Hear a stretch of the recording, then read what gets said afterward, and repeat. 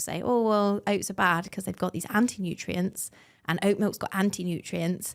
I just want to cut the BS on that a minute because phytic acid is what they're talking about here.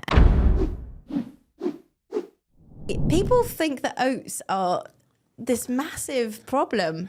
Oats are making you fat. You shouldn't have oats. Like out of all the foods in the world, I mean, like fruits being getting labeled in here, but as well, like loads of people saying like oats are just horrendous for you for all these different reasons. And like out of like all the breakfast cereals to go for, you know, we got Cocoa Pops, we got, you know, Cheerios, we got all these like you know, like foods that don't really look like food. We can tell they weren't there 100 years ago. They weren't there 100. You can tell we've made them and manufactured them. But oats, you know, that's what we're going. We're going to gun for oats.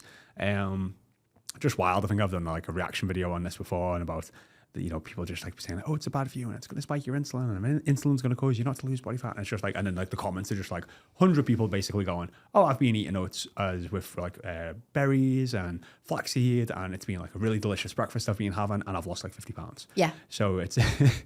Well, the thing with it is oats actually it can help regulate your blood sugar, even though there's all this talk at the moment of, oh, if you have oats for breakfast, it's going to spike your blood sugar. And because this continuous glucose monitoring trend is everywhere, people are sticking these things on their arms and they're eating their porridge and then seeing this spike. That's actually not a problem in and of itself. I think that's really important. We did do a great episode with Martin McDonald, who is very well respected in the nutrition space.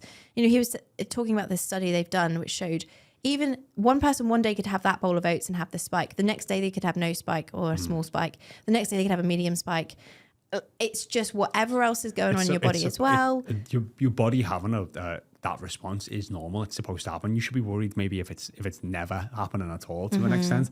It's the same with like blood pressure. Like if you took someone's blood pressure like after doing a heavy set of squats, probably be through the bloody roof. Like your body is having a natural response to what's happening. And it doesn't necessarily mean that all these things are always bad. It's normal. Like again, it's the dosage, it's the consistency, and it's how often it's happening and whether it's actually affecting you personally. Yeah. So it's like you don't need to worry about the fact it's going to mess up your insulin or cause glucose spikes and that's going to be a bad thing. It's actually probably a great choice for breakfast because it's high in fiber, low in the glycemic index. So like the rate that the sugar gets into your bloodstream is a lot lower than say Cheerios because you've got to break down that whole food and it's encased in the fiber. And that does also lead into one of the reasons why people say, oh, well, oats are bad because they've got these anti-nutrients and oat milk's got anti-nutrients.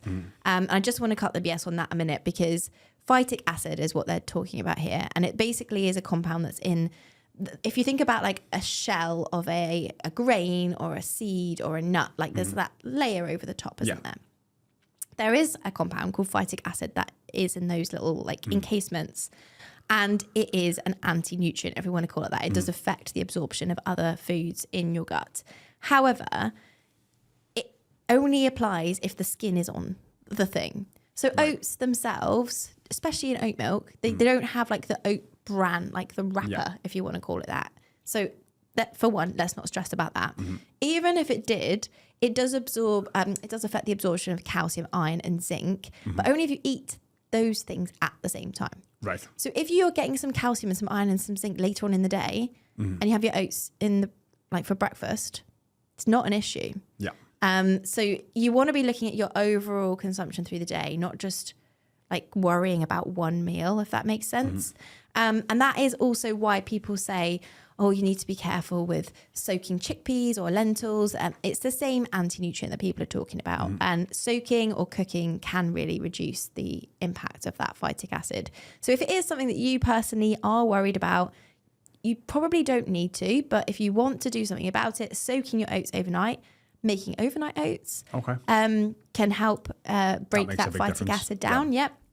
In fact, it used to be a thing like, I don't know, my nan, she wasn't Scottish or anything, but she had oats every morning with salt, which I think is quite a Scottish thing. But anyway, she always soaked the oats overnight and then it only takes like a minute to cook them instead of like 6 minutes or something. I don't know. What, so you just soak them in the milk and then just throw them straight in the pan? Yeah, or water. Yeah. Okay. Yeah. And it just breaks down that phytic acid. And I do think a lot of these older habits, you know, like our grandparents had, they evolved and were passed down through families because it was just found to be an easier, healthier, felt better way. No one really knew the science behind it. They just know that they felt better. And if you look at other cultures that cook, you know, a lot of legumes, beans, chickpeas, they generally don't cook them and eat them in like 20 minutes. They'll soak them, or it'll be a long, slow cook. Same kind of reason, right? So if you are wanting to manage the amount of phytic acid that you're getting in your diet, that's a really quick, simple win. Yeah. And overnight oats are delicious. Overnight oats are delicious. Yeah. But again, I think it's, if you're having the odd oat milk latte or the odd bowl of oats or porridge and stuff on a regular basis, it's not an issue. It's not an issue. What I would say, though, as we've been talking about throughout, is just check your packet. Yeah. Because it's probably not the phytic acid that's the problem. So if you look at some oat milks, they are very simple ingredient lists. Absolutely fine. Some of them have got loads of different like preservatives, like numbers, sugars added. Yeah. The other thing is barista blends. Unfortunately, they do taste better because they've got like oil added to them and different kind of emulsifiers to make the texture really nice and creamy.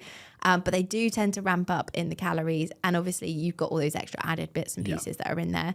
So again, if you're having one oat latte every couple of days, fine. Probably don't want to be having the barista blend on your cereal and in multiple drinks through the day. Yeah. If possible. So just check your packets, because some cups of oat milk is going to be like a couple grams of sugar. Some of them are like 25 grams of sugar Quite a lot. per cup. Yeah. So just knowledge is power. I would say as well as like a lot of the quick snack instant oats in a packet. You know what I mean? Like they're not going to be like the highest quality oats and probably like the more of a processed food, and they probably got a lot of extra sugar in or sweeteners in. So again, like fine, like every now and then. But again, these are always the things that if I was having something like that, if someone said, hey, I'm having a cup of oats from a supermarket that's in a plastic cup that I pour some water in or milk, and I'm having it on a daily, like if it was like, oh, I'm just traveling, fine. But if I'm having it on a daily basis, I would try and move more towards the least processed version. That's a really good point, actually, because even we're talking about processing being all oats are oats, it's still been processed and cut up into little bits. So there is less processing for your body to do. And actually, if we look at the impact on your blood sugar, the less processed the oats, the better. So if you've got like jumbo oats, steel cut oats, rolled oats, that's going to be way better than those instant oats, particularly if they are flavoured and sugared and all of that business. And if you want to level up again, then add some fats and proteins, which is also a common theme here. That's it, isn't it? Like if you were to get like steel cut oats and then you were to put in some, raspberries, blueberries, maybe even mixed in like half a scoop of protein with it or something. Yeah. You've now got like a dollop of Greek yogurt. Yeah, or even some like Greek yogurt instead. You've got like a really nutritious, satiating meal that's going to be really tasty.